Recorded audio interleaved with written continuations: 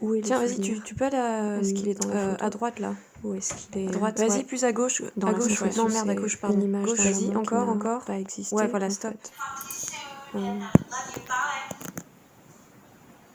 Hi, it's your dad. I'm hoping you're alive. If so, call me, because I have some important news.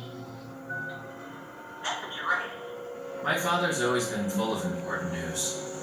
À chaque fois. Et pourtant, ce n'est pas de cette réalité seule dont l'image serait comme l'écho retenu, dans son désormais immobile rebond, qui pourtant entre en compte. Puisque ce que l'on voit d'abord, ou ce que l'on se dit voir, qui est, on s'en rend compte déjà, une perte, une simplification abusive, puisque ce que l'on identifie alors compte dans la perception que l'on en a, et dans les sensations que la mémoire diffuse dans le corps, par lesquelles tout un paysage sensible et affectif remonte, informe, et fait bifurquer le présent.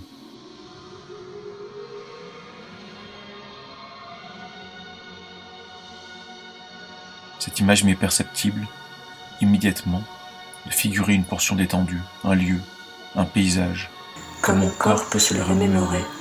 comme je peux les décrire ou les lier à d'autres, avec lesquels il entretient une certaine familiarité, engendrant une nouvelle association, à la manière d'une plante qui essaime en stolon ou se déploie par rhizome.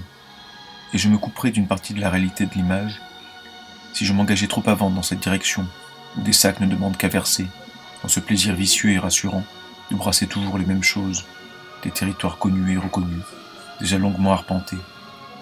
Parce que l'image aussi, dans le même temps, agit par sa matière, la texture, ou les textures par lesquelles elle prend corps, et qui, comme ces petites imperfections qui marquent un visage, lui donnent son caractère.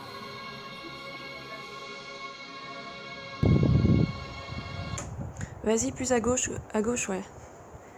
Vas-y, plus à gauche, ouais, ouais. voilà, stop. Tiens, vas-y, encore, tu peux aller à droite là. Passé l'euphorie de cette révolution, dont ils réalisaient être les contemporains, les peintres particulièrement durent être singulièrement marqués par ce qui, dans ce langage naissant de la photographie, faisait que l'attention, sans qu'on le veuille, laissait dériver loin de son emprise le motif anecdotique que justement les mots détouraient, pour, comme il se fait que l'accommodation passe lorsqu'on le regarde par la fenêtre par temps de pluie, nous focalisant non plus sur le paysage, mais sur les gouttes qui glissent sur le verre, s'attardent ou dégringolent en le distordant, considérer rêveusement le charbonneux des ombres, les taches que font les silhouettes en mouvement, et les divers effets provoqués par certains parasitages de la lumière dans les lentilles, révélant incidemment le hors-champ de l'image, qu'est le dispositif photographique lui-même. Qu'est-ce que ça représente? Qu'est-ce que ça représente pour toi? Qu'est-ce que cette image qu'il y a sur la photo, n'a en fait jamais existé. Ces gens dessus, qu'on connaît ou qu'on connaît pas, ce vertige. Et parfois, c'est pas émotionnel, c'est pas de la réalité. mais c'est pas une réalité, ce vertige-là, factuel. On peut se poser la question de savoir si ces moments ont vraiment existé, s'ils auraient vraiment existé sans la présence de l'appareil. et parfois, il devait voir quand de larges pans de l'image, quand bien même cette image serait dite objective, d'une objectivité même mécanique qui ferait oublier par quelle médiation et quel filtre elle serait passée, il ne voyait rien. À chaque fois.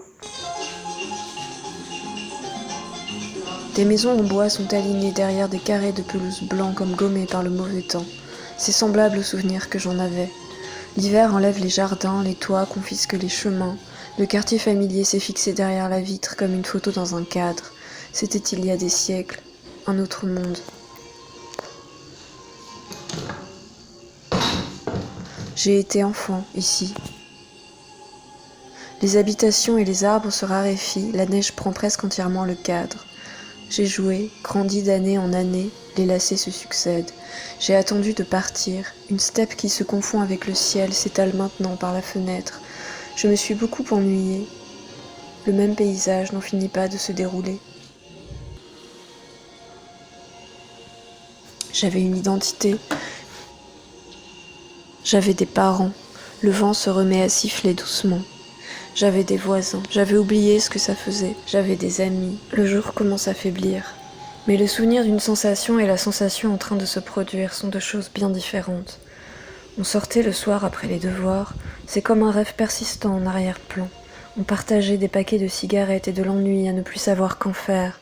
Le temps était lent. Mais en pratique, je ne sais plus vraiment comment faire. Le temps était infini. Est-ce que je saurais encore fumer ? On parlait de partir. Ou est-ce qu'il faudrait que je réapprenne ? On ne parlait que de ça.